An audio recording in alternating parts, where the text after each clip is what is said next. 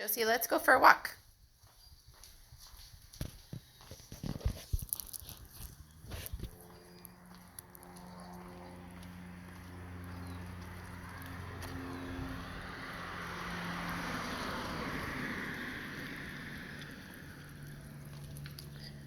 So this is my neighborhood.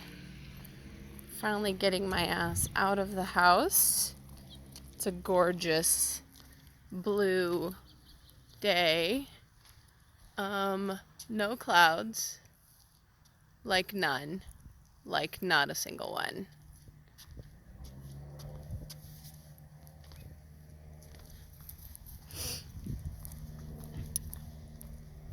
So when I'm walking, I try to get off the paved path and take some time for some natural movement. I don't have a whole lot of that around here, but if I can get off the sidewalk, I do. It's kind of funny because the dog wants to stay on the sidewalk. So sometimes I walk on the sidewalk. I walk on the grass and she walks on the sidewalk. Huh, Jose?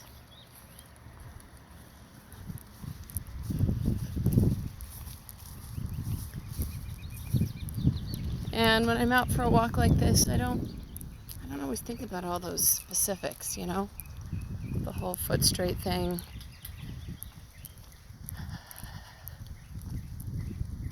The posterior push-off. I do try to keep my torso vertical, however. I have a tendency to lean forward. One of those common tendencies. Oops. Got the dog all tied up here.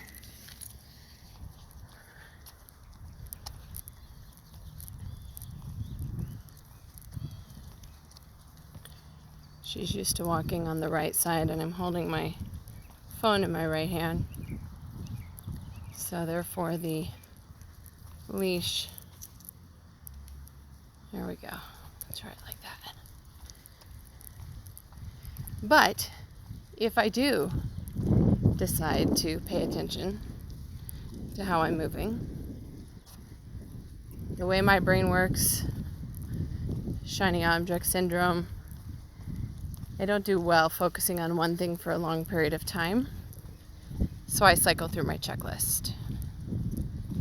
So first I think about keeping my feet straight. Ooh, she just missed a grasshopper.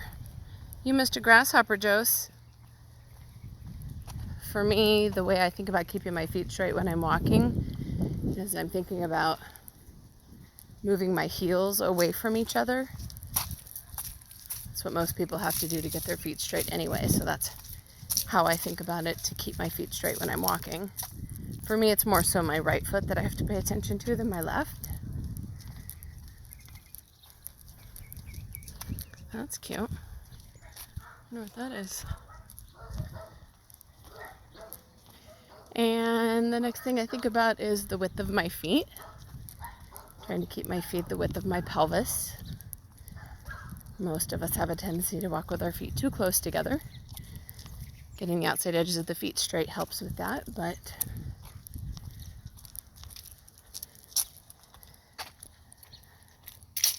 so there's me trying to swing my heels away from each other and keep the width at the same time. So that would be what it would look like if I wasn't doing that.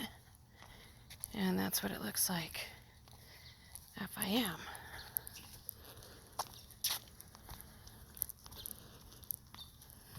It's warm out here.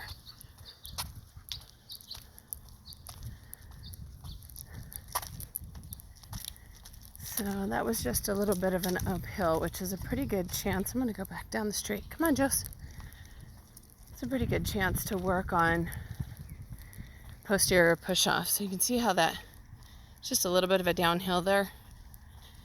So I'm going to use that as a chance to play Okay, so this amount of incline is really good for practicing posterior push-off. It's actually the way that I did it to kind of find my hamstrings. So I'm actually gonna just pass my phone off. Whoops, wrong way. Gonna pass my phone off. So, thank you. So when you're walking uphill, you don't do it like that. When you're walking uphill, if you think about keeping your landing leg straight and your torso vertical, so the way most of us go up, even a really slight incline like this, is to bend the front knee and to lean into the hill. So all you have to do is straighten out that front knee, keep your torso upright. Now to get up the hill, all you have really is the muscles on the backs of your legs. So you can still practice keeping your feet straight, you can still practice keeping your feet pelvis width apart, but you're pushing back with that straight leg. So that'll help you find those hamstrings. Worked for me, hopefully it works for you. And it's not that your leg has to stay straight the whole time. So when you're going up the hill, you're landing on a straight leg and you're pushing back with a straight leg. But once the leg leaves the ground, then he bends. It's a natural swing through. So you don't have to keep the leg straight the whole time and do some funky peg leg walking. All right, there we go.